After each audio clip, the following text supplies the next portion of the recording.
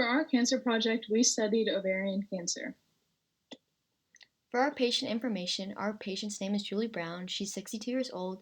She's a female. She's at the height of 5'5". She weighs 153 pounds. And for her fitness level, she's not very active, but she occasionally does yoga and walks outside. And for her job, she works as a lawyer at a law firm.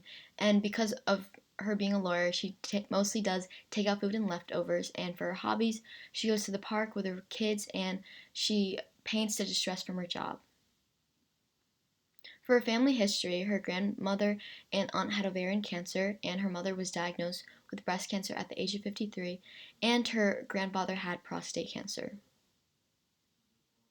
For the T and M stage of diagnosis, for T3B, there is currently cancer in one or two of her ovaries, or there can be primary peritoneal cancer that has grown and spread to other parts surrounding the pelvis area. The cancer is at a visible stage that is around 2 centimeters or around a 3/4 of an inch across. For the NO or N1, there is a possibility that it is not spread to all of the retroperitoneal lymph nodes. For the MO, it does not reach any inner parts of the liver, distant sites, or spleen. And for the prognosis, there's a 26% chance of survival and a 5-year survival rate. For Julie's symptoms, she is experiencing trouble eating, fatigue, back pain, abdominal pain, frequent urination, and redness on the skin.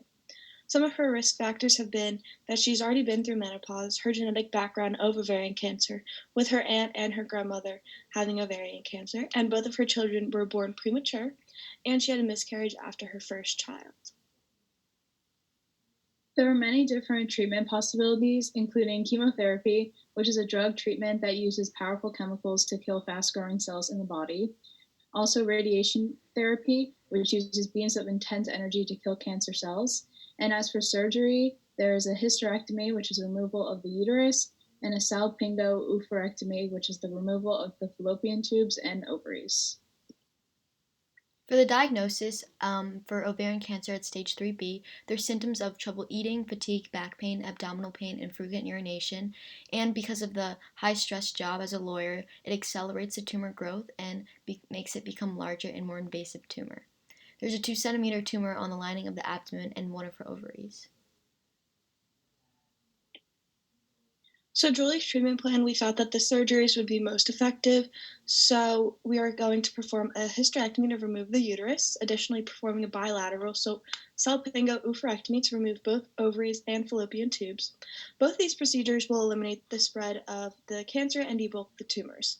Chemotherapy was ineffective after 4 rounds with no help to shrink any of the tumors, and radiation therapy would be pointless because it's only used for lower stages in isolated cancer, which is not the case for Julie.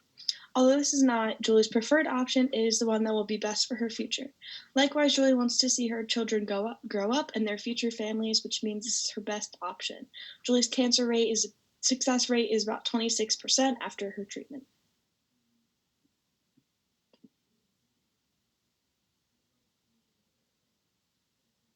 So here's our pathology report from the Women Health Center of Robbinsville. We have all of Julie's information listed. On the left is a picture of the macroscopic view of the ovarian cancer, and this is the microscopic view. So we ran many tests on Miss Brown, including a transvaginal ultrasound, a pelvic exam, a CA-125, and a Pap test. These lab results confirmed that Miss Brown has ovarian cancer at a very advanced stage, which leads us to our treatment plan and seeing which one's best for her.